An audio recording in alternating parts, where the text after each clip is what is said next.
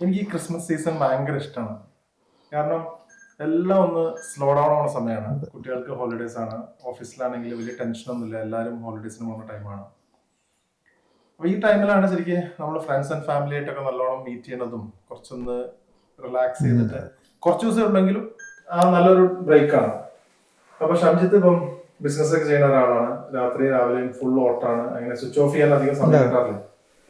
അപ്പൊ എങ്ങനെയാണ് ഈ വർക്ക് ലൈഫ് ബാലൻസ് എങ്ങനെയാണ് മാനേജ് ചെയ്യാറുള്ളത്? അതുപോലെ ഈ ക്രിസ്മസ് സീസൺ അതിന് ഹെൽപ്പ് ചെയ്യാറുണ്ടോ? അപ്പോൾ ഈ പറഞ്ഞ പോലെ തന്നെ നമ്മൾ യു കെയിൽ എന്ന് പറയുമ്പോൾ നമ്മൾ ക്രിസ്മസിൻ്റെ സമയത്ത് വളരെ ഒരു ലോ സിറ്റുവേഷനിലാണ്. ക്രിസ്മസിൻ്റെ അന്ന് നമുക്കൊരു ബന്ദ് പോലെയാണ്. നമ്മൾ നാട്ടിൽ നിന്ന് ആദ്യമായിട്ട് വന്ന് കഴിയുമ്പോൾ ഒരു വണ്ടി പോലും ഇല്ല, ബസ്സില്ല. പക്ഷേ നമ്മളെ സംബന്ധിച്ചിടത്തോളം ഒരു നാട്ടിലേക്ക് ഇവിടെ വന്നു കഴിഞ്ഞാൽ നമ്മൾ ക്രിസ്മസിന് അന്നും വർക്ക് ചെയ്യുന്ന ഒരു സിറ്റുവേഷനിലാണ്. ദ ബിഗിനിങ് ഓഫ് ഏർലി സ്റ്റേജിൽ എല്ലാവരും അങ്ങനെ തന്നെയാണ്. എന്നെ സംബന്ധിച്ചിടത്തോളം ഞാൻ ഇപ്പോഴും നമ്മൾ ഫോൺ ഓഫ് ആക്കാൻ പറ്റുന്ന ഒരു സാഹചര്യം ഉണ്ടെങ്കിൽ പോലും പക്ഷേ നമ്മുടെ ബ്രെയിൻ ഇപ്പോഴും ഇങ്ങനെ വർക്ക് ചെയ്തുകൊണ്ടിരിക്കണം. കാരണം ക്രിസ്മസിൻ്റെ സമയത്താണെങ്കിൽ ബിസിനസ് നടന്നുകൊണ്ടിരിക്കുന്ന സമയമാണ്, നല്ല തിരക്കുള്ള സമയമായതുകൊണ്ട്. പക്ഷേ എങ്കിലും നമ്മുടെ ഫാമിലിയായിട്ട് സ്പെൻഡ് ചെയ്യാൻ പറ്റുന്ന ഒരു ആംബിയൻസ് ഈ രാജ്യത്ത് നോക്കുമ്പോൾ അറിയാതെ വരും. കാരണം നമുക്ക് ആ ക്ലൈമറ്റ് മാറുന്നു, പിന്നെ നമുക്ക് ഒന്ന് സ്ലോ ഡൗൺ ആവും. ഈ പറഞ്ഞ പോലെ തന്നെ നമുക്ക് ഒഴിവില്ലെങ്കിൽ നമ്മുടെ ഫ്രണ്ട്സിനൊക്കെ ഒഴിവ് കിട്ടുന്ന സമയമാണ്. അങ്ങനെയൊക്കെ ആകുമ്പോൾ നമ്മൾ ഒരു ക്രിസ്മസ് ഇപ്പം അപ്പോൾ അതിനെക്കാട്ടിലും കൂടുതൽ എൻജോയ് ചെയ്യാൻ പറ്റുന്ന ഒരു കാലഘട്ടത്തേക്ക് നമ്മൾ വന്നു തുടങ്ങി. അതെ. അപ്പൊ ഇതിന്റെ ഏറ്റവും വലിയ കാര്യം എന്ന് വെച്ചാല് നമ്മള് യു കെയില് വിന്റർ എന്ന് പറയുമ്പോൾ ഒരു ഒക്ടോബർ നവംബർ മുതൽ ഏർലി ഒരു 3 മണി 4 മണി ആകുമ്പോഴത്തേക്ക് ഇരുട്ടാവും. രാവിലെ ലേറ്റ് ആയിട്ട് സൂര്യൻ വരുള്ളൂ. അപ്പൊ അതന്നെ ഒരുപാട് ആൾക്കാരെ മെന്റൽ ഹെൽത്തിനെ അഫക്ട് ചെയ്യും. കാരണം അധികം സൂര്യപ്രകാശം കിട്ടാത്തതുകൊണ്ടും കുറച്ച് ഡള്ളായ വെതർ ആയതുകൊണ്ടും.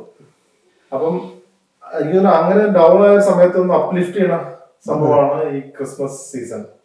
അപ്പൊ ഈ അപ്ലിഫ്റ്റ് ചെയ്യുന്നതിനെ കുറിച്ച് പറയുമ്പോഴേ ബിസിനസ്സിൽ എനിക്കറിയാം, ഇപ്പം ഇവിടെ വന്ന് സ്റ്റുഡന്റ് ആയിട്ട് വന്നിട്ട് ഒരു ബ്രാൻഡ് ബിൽഡ് ചെയ്ത് ഒരു ബിസിനസ് ബിൽഡ് ചെയ്ത് ഇത്രയും കൺട്രീസിലൊക്കെ ഇപ്പം ബിസിനസ് എത്തിയിരിക്കണം.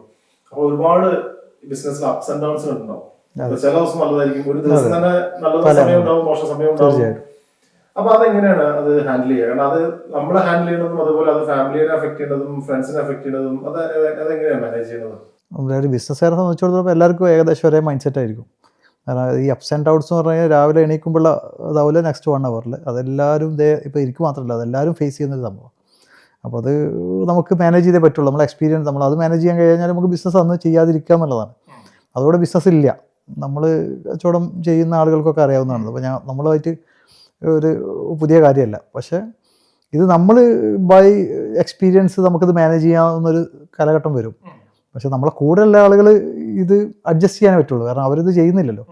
ഫാമിലി ആണെങ്കിലും അതൊക്കെയാണ് അവർ അഡ്ജസ്റ്റ് എത്രത്തോളം നമുക്ക് ചെയ്യുന്നു അത്രത്തോളം നമുക്ക് അത് വളർച്ച ഉണ്ടാവും. പ്രത്യേകിച്ച് നമ്മുടെ ഫാമിലിയുടെ സപ്പോർട്ട്.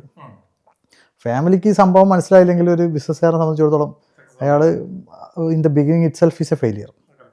എന്നെ സംബന്ധിച്ചിടത്തോളം തന്നെ നമ്മുടെ ഫാമിലിയുടെ ഒരു സപ്പോർട്ടാണ് ഈ കാര്യത്തിൽ. നമ്മൾ മനസ്സിലാക്കി നമ്മളെ കൂടെ നമ്മളെ ഈ പ്രഷർ ഒരു 50% മനസ്സിലാക്കാത്ത ഒരാൾക്ക് ഒരിക്കലും ബിസിനസ് മുന്നോട്ട് കൊണ്ടുപോകാൻ പറ്റില്ല. ഞാൻ ഷംസിനോട് ഒരുപാട് ട്രാവൽ ചെയ്തിട്ടുണ്ട്, ഒരുപാട് ഇന്ററാക്ട് ചെയ്തിട്ടുണ്ട്. അതിന് എനിക്കൊരു മനസ്സിലായ കാര്യമാണ്, നമ്മൾ ഈ ബിസിനസിനെ കുറിച്ച് പറയുമ്പോൾ എല്ലാവരും പറയുന്നത് എന്ത് സക്സസിനെ കുറിച്ചും ഗ്രോത്തിനെ കുറിച്ചും പറയുമ്പോൾ പറയുന്ന ഒരു കാര്യമാണ്, നമ്മളിപ്പം വളരെ കംഫർട്ടബിൾ ആയി പോയി കഴിയുമ്പോൾ അത് വളരെ ഈസിയാണ് അങ്ങനെ ആ കംഫർട്ട് ലെവലിൽ പോകാൻ. ഇപ്പൊ നമുക്കൊരു ഡേ ടു ഡേ ഒരു ജോലിയുണ്ട്, 9 to 5 ജോലിയുണ്ട്, നമ്മൾ വന്നു വൈകുന്നേരം വന്നു, നല്ല സാലറി മന്ത് എൻഡ് കിട്ടുന്നുണ്ട്, ടെൻഷനൊന്നുമില്ല. അപ്പൊ ആ ഒരു സൈക്കിൾ മോർഗേജിന്റെ എല്ലാം ഉണ്ട്. അപ്പൊ നമുക്ക് ആ ഒരു സൈക്കിളിലാണ് എല്ലാവരും. ആ കംഫർട്ട് സോൺ ബ്രേക്ക് ചെയ്യാൻ മിക്കവാറും ആൾക്കാർക്ക് പറ്റാറില്ല. ഒരു ആൾക്കാർക്ക് ഗ്രോത്ത് ഉണ്ടാവുന്നത് ഈ കംഫർട്ട് സോൺ ബ്രേക്ക് ചെയ്ത് പോകുമ്പോഴാണ്. അത് കരിയറിലാണെങ്കിലും ബിസിനസ്സിലാണെങ്കിലും. അപ്പം പലപ്പോഴും ഞാൻ ഷംജിനോട് ആക്കുമ്പോൾ കണ്ടിട്ടുണ്ട്, ഷംജിത്തിന് കംഫർട്ടബിൾ ആയി തോന്നി കഴിഞ്ഞാൽ ഷംജിത് ബ്രേക്ക് ചെയ്തിട്ട് വേറെ എന്തെങ്കിലും പുതിയ പരിപാടികൾ ചെയ്യാനോ അല്ലെങ്കിൽ പുതിയ പ്രൊഡക്റ്റ് ലോഞ്ച് ചെയ്യാനോ അതിനൊക്കെ ശ്രമിക്കാറുണ്ട്. അപ്പൊ ആ ഒരു മൈൻഡ് സെറ്റ് പിന്നെ നിലനിർത്തുന്നതിനെ കുറിച്ച് ഞാൻ ചോദിക്കാം. അതുപോലെ തന്നെ ഷംജിന് തോന്നുന്നുണ്ടോ അത് എങ്ങനെയാണ് അതൊരു എന്താ പറയുക ഏതെങ്കിലും സ്റ്റേജിൽ നിർത്തും തോന്നുന്നുണ്ടോ, അതോ ഒരു ബിസിനസ്സുകാരനെ കുറിച്ച് അത് എപ്പോഴും ഒരു ഡ്രൈവ് ഉണ്ടാവും അതിനെ കുറിച്ച്? അതീ പറഞ്ഞതല്ല, ഒരു ബിസിനസ് ചെയ്യാൻ തുടങ്ങിയ ഒരാൾ നമ്മൾ സാമ്പത്തിക മോട്ടീവ് മാത്രം ഒരു സ്റ്റേജ് കഴിയുമ്പോൾ സ്റ്റാർട്ടിങ്ങിൽ നമ്മൾ സാമ്പത്തികം എന്നൊക്കെ വിചാരിക്കും. പിന്നെ ആ മോട്ടീവ് നമ്മളെ ഒരു പാഷനും നമ്മളതിനെ കുറിച്ചിട്ടുള്ള എപ്പോഴും അതിങ്ങനെ ചിന്തിച്ച് എന്ത് ചെയ്യണം എന്നുള്ള ആ ഡ്രൈവാണ് നമ്മൾ മുന്നോട്ട് കൊണ്ടുവന്നത്. ആ ഡ്രൈവ് എന്ന് നിർത്തി നമ്മൾ സാമ്പത്തികത്തിൻ്റെ ഒരു ബാക്കിൽ മാത്രം പോകുന്ന സമയം വരുമ്പോൾ നമ്മൾ സാമ്പത്തികം കിട്ടി സേഫായി കഴിഞ്ഞാൽ നമ്മളത് ഈ മോട്ടീവ് ഇല്ലാതാവും. അപ്പോൾ നമ്മളൊരു ബിസിനസ്സുകാരനെ സംബന്ധിച്ചിടത്തോളം സാമ്പത്തികം എന്നുള്ളത് എല്ലാവരെ സംബന്ധിച്ചോടും മസ്റ്റാണ്. പക്ഷേ ഈ ഒരു മോട്ടീവിലാണ് നമ്മളങ്ങനെ ഇത് ചെയ്തത്. അപ്പോൾ നമ്മൾ ഇപ്പം എന്നെ സംബന്ധിച്ചിടത്തോളം ഞാൻ കഴിഞ്ഞ 2 വർഷം മുന്നേ ആയപ്പോൾ വിചാരിച്ചു നമ്മൾക്ക് ഇവിടെ ഈ UK നമുക്കെല്ലാം ടാക്സ് കൊടുക്കുന്നത്, പിന്നെ ഇൻഹെറിറ്റൻസ് ഇഷ്യൂസ് അറിയാലോ, നമുക്കിതൊന്നും ഒരുപാട് ഉണ്ടാക്കി വെച്ചാൽ ഇതൊക്കെ ഗവൺമെൻറ് കൊണ്ടുപോകും. അപ്പോൾ ഒരു സ്റ്റേജിൽ ഒരു കംഫർട്ട് ലൈഫ് ഇങ്ങനെ പോകുന്നവർ നമ്മൾ 2 മാസമൊക്കെ പോകുമ്പോൾ നമുക്കത് പറ്റില്ല, നമ്മളത് ബ്രേക്ക് ചെയ്യാൻ നോക്കും. പക്ഷേ ആ ബ്രേക്ക് ചെയ്യുമ്പോഴാണ് നമുക്ക് പുതിയ സാധനങ്ങൾ വരുന്നത്. അങ്ങനെ ബ്രേക്ക് ചെയ്ത് വന്നതാണ് ഇപ്പോൾ നമ്മൾ കേരള ഡീലേഴ്സ് ഇപ്പോൾ പുതിയ ഒക്കെ വന്നതൊക്കെ. നമ്മൾ ആ കംഫർട്ട് സോണിൽ ഇങ്ങനെ പോയിക്കൊണ്ടിരിക്കുന്ന സമയത്ത് ബ്രേക്ക് ചെയ്തു. ഇപ്പോൾ നല്ല പ്രഷറാണ്. അതാണ് ഇപ്പം കേരള ഡീലേഴ്സ് വന്നു, കുറെ പ്രൊഡക്ട്സ് വന്നു, UK വന്നു, അവിടെ സ്റ്റോപ്പ് ചെയ്യുന്നില്ല. അപ്പം ന്യൂസിലാൻഡില്, പിന്നെ സിംഗപ്പൂരിലേക്ക് എത്തിച്ചു, ഇപ്പം കാനഡയിലേക്ക് എത്തിക്കാൻ ശ്രമിക്കുന്നു, US. അപ്പം എനിക്ക് തോന്നുന്നു ആ ഒരു ഡ്രൈവ് ഉള്ളതുകൊണ്ടാണ് അതിങ്ങനെ. പിന്നെ അല്ലെങ്കിൽ നമുക്ക് ആലോചിക്കാം UK സെറ്റിൽ ആവട്ടെ, ഒരു 2-3 years എടുക്കും. പക്ഷേ അപ്പോഴത്തേക്കും ഓപ്പർച്യൂണിറ്റിയാണ് മിസ് ചെയ്യുന്നത്. ഞാൻ UK ലൈഫിലേക്ക് ഞാൻ വരാം. അതിന് മുന്നേ ഞാൻ ഇതേപോലെ തന്നെ വായിച്ചിട്ടുണ്ട്, ഇപ്പം ഒരുപാട് ഈ AI-യും അല്ലാതെ സോഫ്റ്റ്വെയറിലാണെങ്കിലും ഒക്കെ ചില ആൾക്കാരൊക്കെ പെട്ടെന്ന് ഒരു പർട്ടിക്കുലർ പ്രൊഡക്റ്റ് ഉണ്ടാക്കിയിട്ടും അല്ലെങ്കിൽ വെർച്വലായിട്ട് എന്തെങ്കിലും പ്രൊഡക്റ്റും ബിസിനസ് സർവീസസ് ഒക്കെ ഉണ്ടാക്കിയിട്ട് ചിലപ്പോൾ വലിയ വലിയ കമ്പനീസ് വന്ന് ടേക്ക് ഓവർ ചെയ്യും. അപ്പോൾ ചിലപ്പം $multi-million മേടിക്കും, ബില്യനൊക്കെ മേടിക്കും. അപ്പൊ ചില ആൾക്കാർ വിചാരിച്ചിട്ടുണ്ട് ഒരു 25 years 30 yearsലൊക്കെ അങ്ങനെ സക്സസ്ഫുൾ ആയ ആൾക്കാരുണ്ട്.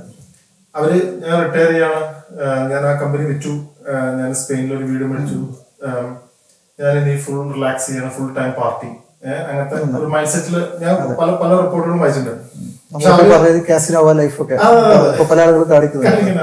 പക്ഷെ അപ്പം അന്ന് ഞാൻ വായിച്ചതെന്ന് വെച്ചാല് അങ്ങനെ ചെയ്ത ആൾക്കാരൊക്കെ ഒരു 2-3 months കഴിയുമ്പോഴത്തേക്ക് അവർക്ക് ലൈഫിൽ നെക്സ്റ്റ് ഡേ മോർണിംഗ് എഴുന്നേൽക്കുമ്പോൾ ഒരു മോട്ടീവ് ഇല്ല. ആ സമയത്തേക്ക് അവര് എന്താ പറയാ, അവർക്ക് ഭയങ്കര അൺഹാപ്പിയാണ്. അപ്പൊ അതിനെ കുറിച്ച് എന്താണ് ഷംജിത്തിന്റെ ഒരു വ്യൂ പോയിന്റ്? അല്ല, നമ്മൾ റിട്ടയർമെന്റ് ബിസിനസ്സുകാരെ സംബന്ധിച്ചിടത്തോളം ഇല്ല. റിട്ടയർമെന്റ് ബിസിനസ്സിലുണ്ടോ എന്ന് ചിന്തിക്കുന്ന ആള് ബിസിനസ് ചെയ്യുന്നില്ല എന്നറിയാം, എൻ്റെ കാഴ്ചപ്പാട്. അതെ അതെ അതെ, അങ്ങനത്തെ ഒരു പറഞ്ഞ് ഞാൻ എൻ്റെ കഴിയുന്നിടത്തോളം ഞാൻ എൻ്റെ അവസാനം വരെ ഇത് ചെയ്യുന്നു. അപ്പോൾ അതാണ് റിയലി ബിസിനസ്. ബിസിനസ് എന്ന് പറഞ്ഞാൽ നമ്മൾ ഒറ്റയ്ക്കല്ലല്ലോ, ഒരു ടീം വർക്കാണ്. ഇപ്പോൾ ഞാൻ പറഞ്ഞ ശരി, ഞാനിപ്പോൾ നമ്മൾ ഒരു പുതിയ വരുമ്പോൾ തന്നെ ഞാനും നമ്മുടെ നാട്ടിലെ നമ്മുടെ റിസ്വാനും അവരൊക്കെ ആയിട്ട്, അവർ ചെറുപ്പക്കാരാണ്. അപ്പോൾ ഞങ്ങളായിട്ട് സംസാരിക്കുമ്പോൾ തന്നെ ഒരു മോട്ടീവാണ്. അവരതേ എനർജിക്ക് ഞാൻ ഇറങ്ങി വരികയാണ്, വീണ്ടും താഴോട്ട് വരിക. അപ്പം അങ്ങനെ നമ്മളൊരു ബ്രാൻഡൊക്കെ ഇപ്പോൾ പുതിയത് നമ്മൾ ഒരു ടീം വർക്കിൽ ഡെവലപ്പ് ചെയ്യുന്നത്. അപ്പോൾ ഞാൻ കുറേ രാജ്യങ്ങളിലേക്ക് നോക്കുന്നു, അവർ കുറേ രാജ്യങ്ങളിലേക്ക് തെറ്റ് ചെയ്യുന്നു. നമ്മൾ ടീം വർക്കാണ്. അങ്ങനെയാണ് ഇപ്പോൾ അങ്ങനെ എക്സ്പ്ലോർ ചെയ്തുകൊണ്ടിരിക്കുന്നത്. ഇപ്പോൾ നമ്മൾ അയർലൻഡ് ഇപ്പോൾ റീസെൻ്റ്ലി നമ്മളിപ്പോൾ പറയുന്ന പോലെ തന്നെ സ്റ്റാർട്ട് ചെയ്യുന്നുണ്ട്. പക്ഷേ ഈ റിട്ടയർമെൻറ്റും ബിസിനസ്സും തമ്മിൽ ഒരിക്കലും മാച്ച് ആകുന്നില്ല. നമ്മൾ വർക്ക് ചെയ്തുകൊണ്ടിരിക്കുകയാണെന്നുള്ളത്. നമ്മൾ മാത്രമല്ലല്ലോ, നമ്മുടെ ബാക്കിൽ കുറേ ആളുകൾ നമ്മളെ റിലേ ചെയ്തിട്ട് ആ ടീമിലുണ്ട്. അപ്പോൾ നമ്മൾ റിട്ടയർ ചെയ്ത് കഴിഞ്ഞാൽ അത് കഴിഞ്ഞു, ബിസിനസ് ഇല്ല പിന്നെ. അപ്പോൾ അതാണ് എൻ്റെ ഒരു കാഴ്ചപ്പാട്. നേരത്തെ സംജിത്ത് പറഞ്ഞപ്പം UK ലൈഫിനെ കുറിച്ച് പറഞ്ഞു, ഇൻഹെറിറ്റഡ് ടാക്സിനെ കുറിച്ച് പറഞ്ഞു. ഞാനിപ്പോൾ ഒരുപാട് വീഡിയോസും റീൽസൊക്കെ കണ്ടിട്ടുണ്ട്. ചിലവര് ദുബായിൽ പ്രോപ്പർട്ടി വിൽക്കാൻ വേണ്ടിയിട്ട് അയ്യോ UK താമസിക്കുന്ന ഒരു പൊട്ടന്മാരാണ്, ഇൻഹെറിറ്റഡ് ടാക്സ്. അത് ഓരോരുത്തരുടെ വ്യൂ പോയിന്റ് ആണ്, അത് നമുക്ക് എതിരില്ല. പക്ഷെ നമ്മളൊക്കെ ഇവിടെ എത്തിപ്പെട്ടത് ഓരോ ഡെസ്റ്റിനിയാണ്. ഞാൻ 2 മാസത്തെ ഒരു ബ്രിട്ടീഷ് ഒരു പ്രൊജക്ടിന് വന്നു. ഞാനിവിടെ UK സെറ്റിൽ ആവാൻ വേണ്ടി വന്ന ആളാണ്. പക്ഷെ 2 മാസം 3 മാസം അല്ലെങ്കിൽ 5 വർഷം എന്നൊക്കെ ആലോചിച്ചിട്ട് അതങ്ങനെ കണ്ടിന്യൂസ് ആയി 18 വർഷമായി.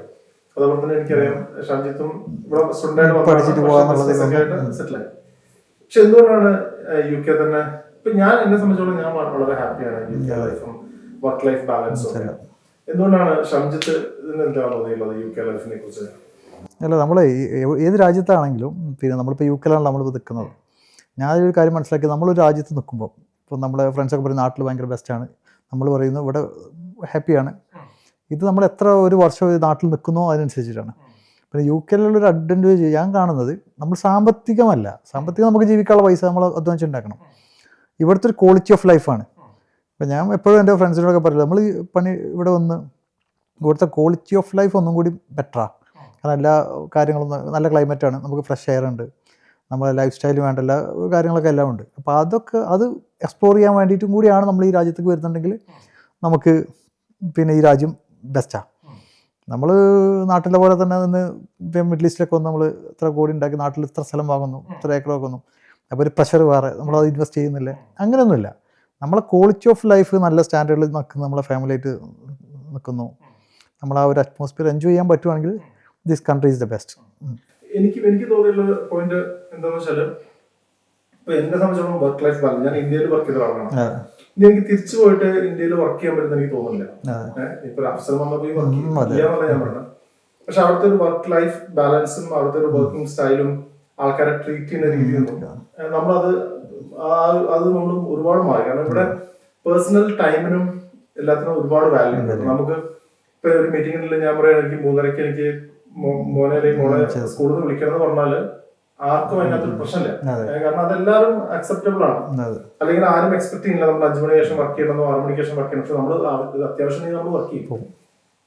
അപ്പൊ ആ ഒരു വർക്ക് ലൈഫ് ബാലൻസും അതേപോലെ ക്വാളിറ്റി ഓഫ് ലൈഫും അതിപ്പം നമ്മൾ മേടിക്കുന്ന ഫുഡിന്റെ ആണെങ്കിലും എല്ലാത്തിന്റെ ആണെങ്കിലും നമുക്ക് ആസ് എ ഹ്യൂമൻ ബീയിങ് നമുക്ക് നല്ല വിലയുണ്ട്. അതിപ്പം നമ്മൾ ഏത് കളർ ഓഫ് സ്കിൻ കളർ ആണെങ്കിലും നമ്മൾ ഏത് റിലീജിയൻ ആണെങ്കിലും എന്താണെങ്കിലും ഒരു മനുഷ്യൻ എന്നുള്ള അതെനിക്ക് തോന്നുന്നു ബാക്കി ഒരുപാട് യൂറോപ്യൻ കൺട്രീസ് ഉണ്ട് കേട്ടോ അതേപോലെ ഒരുപാട് ഉണ്ടെങ്കിലും അത് ആ കാര്യത്തിലാണ് എനിക്ക് UK വളരെ ഇഷ്ടപ്പെട്ടത്. നമുക്ക് നമ്മൾ ഒരു പ്രോസസ് ഉണ്ടെങ്കിൽ നമുക്ക് അത് ഫോളോ ചെയ്ത് കഴിഞ്ഞാൽ നമുക്കുള്ള കാര്യങ്ങൾ നടക്കും. അത് വേറെ ഒരാളെ ഇൻഫ്ലുവൻസ് ചെയ്യേണ്ട ആവശ്യമൊന്നുമില്ല. അതാണ് എനിക്ക് തോന്നിയില്ല. പക്ഷെ അതുപോലെ എനിക്ക് വേറൊരു കാര്യം സംജു നേരത്തെ പറഞ്ഞപ്പോൾ ഭയങ്കരമായിട്ട് ഇഷ്ടപ്പെട്ടു. അതായത് നമ്മുടെ സാമ്പത്തിക ബിസിനസ് എന്ന് പറയുമ്പോൾ സാമ്പത്തികത്തിന് പുറകെ പോകില്ല. നമ്മളൊരു പ്രോബ്ലം സോൾവ് ഇപ്പൊ എനിക്ക് തോന്നുന്നു കേരള റിലീസ് എന്ന് പറയുമ്പോൾ നമ്മുടെ ഒരു മലബാർ ഏരിയയിലുള്ള ഒരുപാട് സ്നാക്സ് കാര്യങ്ങളൊക്കെ വേണ്ടിയാണ് നമ്മളത് ഫ്രോസൺ ഫുഡാണ് ആദ്യം കേരള റിലീസ് കൊണ്ടുവന്നത്. അപ്പം സാമ്പത്തിക അല്ലല്ലോ ഇതിനകത്ത് ഏറ്റവും വലിയ കാര്യം. നമ്മളൊരു പ്രോബ്ലം സോൾവ് ചെയ്യുക, എന്താ പറയാ, അതിന്റെ പുറകിൽ പോകുമ്പോഴാണ് ആ ഒരു കിക്കാണ് തോന്നുന്നത്. അതെങ്ങനെയാണ് അത്? പിന്നെ അതിനെ കുറിച്ച് എന്താ പറയാ? അതിൽ നമ്മൾ ശരി നമ്മളിപ്പോൾ ഞാനിപ്പോൾ നമ്മൾ മലബാർ ഫുഡ് നമ്മൾ ഒരു ബിസിനസ് ചെയ്തുകൊണ്ടിരിക്കുകയായിരുന്നു. അപ്പോൾ ആ ഒരു ചെയ്തുകൊണ്ടിരിക്കുന്ന സമയത്ത് നമ്മൾ മൾട്ടിപ്പിൾ കാര്യങ്ങളൊക്കെ ചെയ്യും. ഒരു ബിസിനസ് ആയിരുന്നുണ്ട്. നമ്മൾ ഇത് ഡ്രൈവ് ചെയ്യുന്ന 2-3 കാര്യങ്ങളുണ്ട്. ഇപ്പോൾ നമ്മൾ പുതിയ സംരംഭം തുടങ്ങുമ്പോൾ അതിലേക്ക് ഒരു ടീം വരും. ആ ടീം നമ്മളെ ഭാഗമാവും. അപ്പോൾ അവരുടെ എനർജി നമുക്ക് പുതിയൊരു എൻട്രി ചെയ്യാനുള്ളൊരിത്. അപ്പോൾ അത് ഒരു നമ്മുടെ മൈൻഡിൽ ഇങ്ങനെ ഒരു ഗെയിമാണ്. ബിസിനസ് ശരിക്കും ഒരു ഗെയിമായിട്ട് ഫീൽ ചെയ്യുന്നത്. അപ്പോൾ അത് നമുക്ക് അപ്സ് ആൻഡ് ഡൗൺസ് ഉണ്ടാവും. നമ്മൾ ഗെയിം ഫെയിൽ ആവാം, നമ്മൾ നല്ല സ്റ്റേബിളായിട്ട് പോകാം. അത് നന്നായി പോകുമ്പോൾ നമുക്ക് അതിൻ്റെ ഒരു റിസൾട്ട് കാണുമ്പോൾ നമുക്കൊരു ഹാപ്പിനെസ്. അപ്പോൾ അതിൻ്റെ ഒരു ബൈ പ്രൊഡക്ട്സ് ആണ് സാമ്പത്തികം, അല്ലെങ്കിൽ നമ്മൾ ഈ പറഞ്ഞ ബാക്കിയുള്ള എല്ലാ കാര്യങ്ങളും ലക്ഷറി എല്ലാം. അപ്പോൾ നമ്മൾ ഈ റിട്ടയർമെൻറ്റും വർക്കും എന്നൊക്കെ പറഞ്ഞത് അതിൻ്റെ ഒരു ഭാഗമാണ്. അതെ. അതുപോലെ തന്നെ നമ്മുടെ ഫ്രണ്ട്സ് ഒക്കെ വന്നിട്ട് ക്രിസ്മസ് ഡിന്നർ ഒക്കെ റെഡി ആയിക്കൊണ്ടിരിക്കുകയാണ്. 2-3 മണിക്കൂറിൽ ടർക്കി ഒക്കെ ഒരുപാട് സമയം എടുക്കുന്നത് സെറ്റ് ആവും. അതുപോലെ തന്നെ എനിക്ക് ലണ്ടനിലെ ഏറ്റവും ഇഷ്ടമുള്ള കാര്യമാണ് ലണ്ടൻ ക്രിസ്മസിന്റെ ടൈമില് ലൈറ്റ്സ് ഒക്കെ. ഇതേപോലെ തന്നെ എനിക്ക് വളരെ റയർ. യൂറോപ്പിൽ ഒരുപാട് സിറ്റീസ് ഉണ്ട്, പക്ഷെ ലണ്ടൻ ഒരു പ്രത്യേക ആ സമയത്ത് ലണ്ടൻ നമ്മുടെ എല്ലാവരുടെയും ഒരു പരിപാടിയാണ് ലണ്ടനിൽ പോവാ ലൈറ്റ്സ് കാണാന്നുള്ളത്. നമുക്ക് എന്തായാലും ഒന്ന് അതിനിടയിൽ ലണ്ടൻ ലൈറ്റ്സ് പോയി കണ്ടിട്ട് വരാം. അത് മാത്രമല്ല നമുക്കൊരു സ്പെഷ്യൽ സർപ്രൈസ് ഗസ്റ്റ് പോലും ഉണ്ട്. സർപ്രൈസ് ആയിട്ട് വഴി വരും. പോയിട്ട്